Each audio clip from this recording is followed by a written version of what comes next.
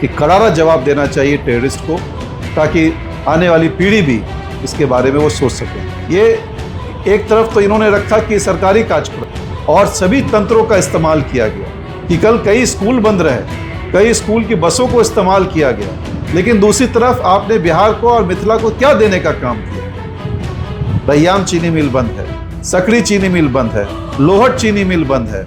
हजारों पर्यटकों से गुलजार रहने वाले धरती के स्वर्ग को आम यात्रियों के खून से लाल कर देने वाले आतंकी घटना के बीच बीते दिन मधुबनी दौरे पर आए प्रधानमंत्री नरेंद्र मोदी के आतंकवाद के खिलाफ ऐलान पर जहां सभी राजनीतिक दल और आम हिंदुस्तानी साथ हैं, तो वहीं दूसरी तरफ कश्मीर घाटी में हुई सुरक्षा में चूक के मुद्दे पर विपक्ष आक्रामक है।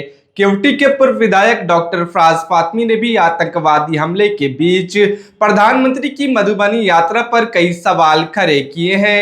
उन्होंने प्रधानमंत्री की सभा को चुनावी सभा बताया, साथ ही इसको सफल बनाने के लिए सरकारी तंत्रों के दुरुपयोग का भी आरोप लगाया है।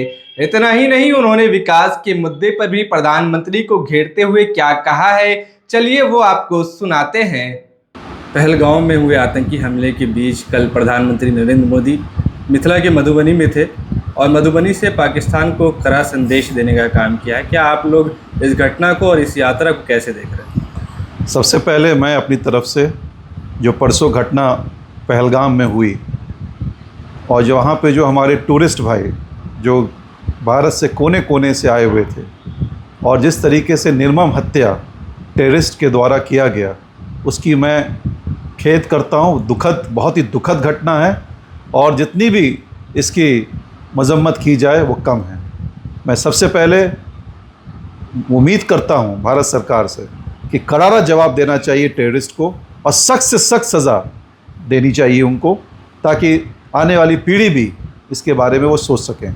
हम तमाम लोग, तमाम दल, कल सर्वदलीय बैठक हुई और तमाम दलों ने एक साथ सरकार का समर्थन किया है कि जो भी वो भारत के हक में होगा उनको एक्शन ले और जो जवाब दे सकते हैं पाकिस्तान को, मुंह तोड़ जवाब मिलना चाहिए उनको।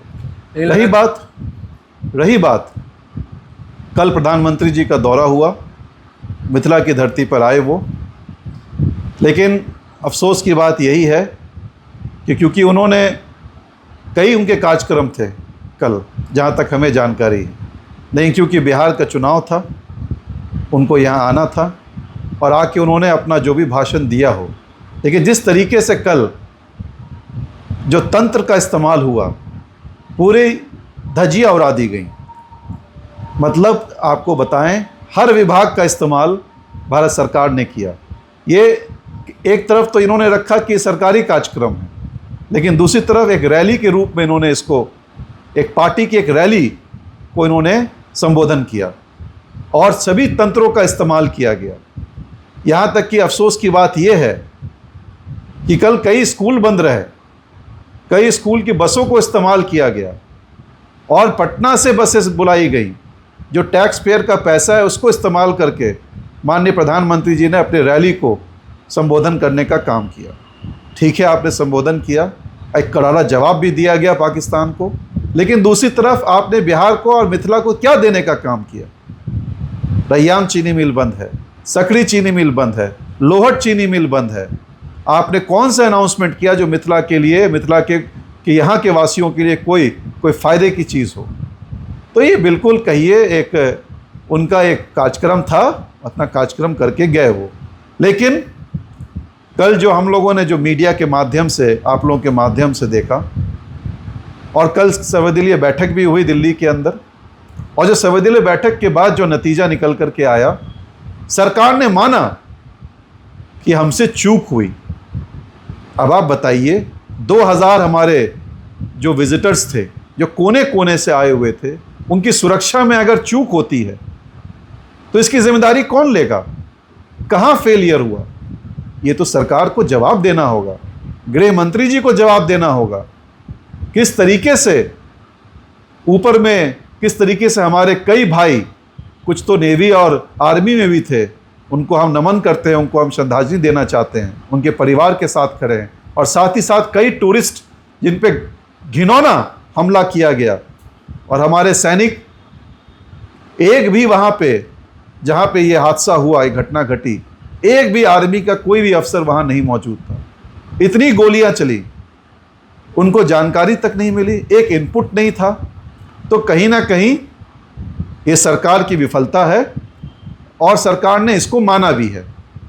आज हम लोग तमाम दल के लोग, तमाम इंडिया अलायंस के लोग आज शाम में, और ये पूरे बिहार में और पूरे हिंदुस्तान में हम लोग आज कैंडल मार्च करने जा रहे हैं। शाम में 6 बजे से ये धरना स्थल से शुरू होगा और पूरा दरभंगा घूम करके हम एक विरोध प्रदर्शन करेंगे और हम तमाम लोग सरकार के साथ ज़रूर साथ खड़े हैं कि पाकिस्तान को और जो टेररिस्ट हैं उसको मुंह तोड़ जवाब, करारा जवाब देने का समय आ गया है।